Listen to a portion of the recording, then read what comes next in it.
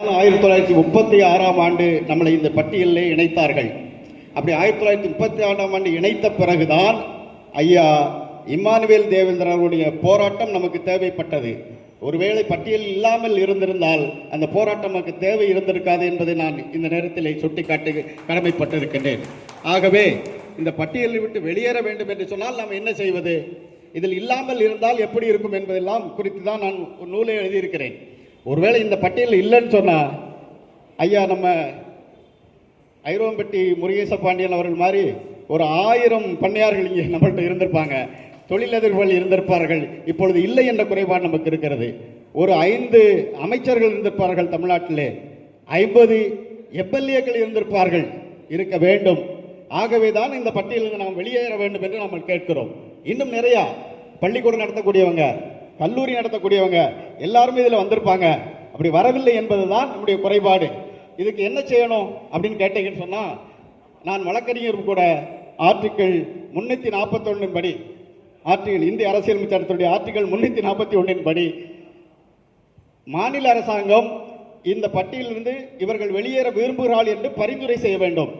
மத்திய அரசாங்கம் அது பாராளுமன்றத்தில் நிறைவேற்றி தர வேண்டும் என்று சட்டம் குறிப்பிடுகிறது.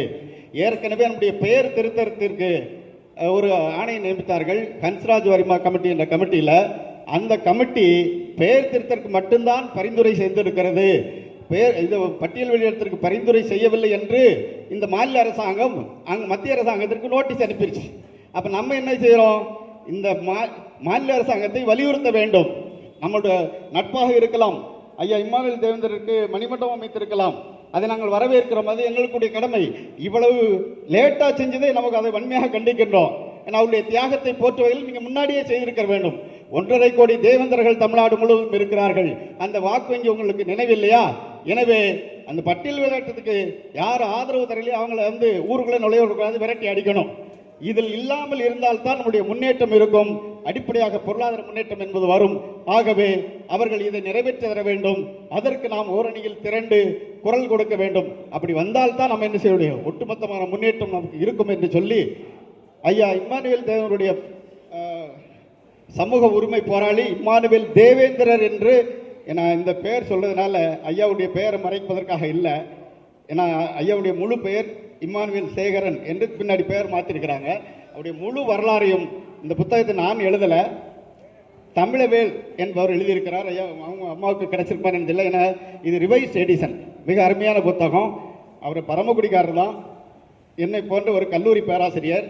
நான் கல்லூரி பேராசிரியர் தான் வழக்கறிஞர் வந்திருக்கிறேன். அவர் இந்த நூல் எழுதியிருக்கிறாரு, கள ஆய்வு செய்து.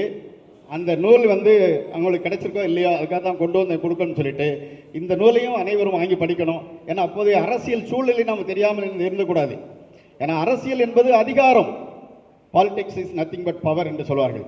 அதை நோக்கித்தான் நாம் இருக்க வேண்டும். ஏன்னா அரசியல் வேண்டாம் சொல்லி ஒதுங்கி போக முடியாது. அனைத்தையும் தீர்மானிப்பது அரசியல். கல்வியா, வேலையா, இடஒதுக்கீடா, எது வேணாலும் தீர்மானிப்பது அரசியல். இன்னும் சொல்ல போனால் நாம் இடஒதுக்கீடுக்காக போராட வேண்டிய அவசியம் இல்லை, இடப்பங்கீடுக்காக போராட வேண்டும். அதற்கான ஒரு நூலையும் நான் எழுதி கொண்டிருக்கிறேன். தமிழ்நாட்டில் தமிழர்களுக்கு இடப்பங்கீடு, தமிழர் அல்லாதோருக்கு இடஒதுக்கீடு.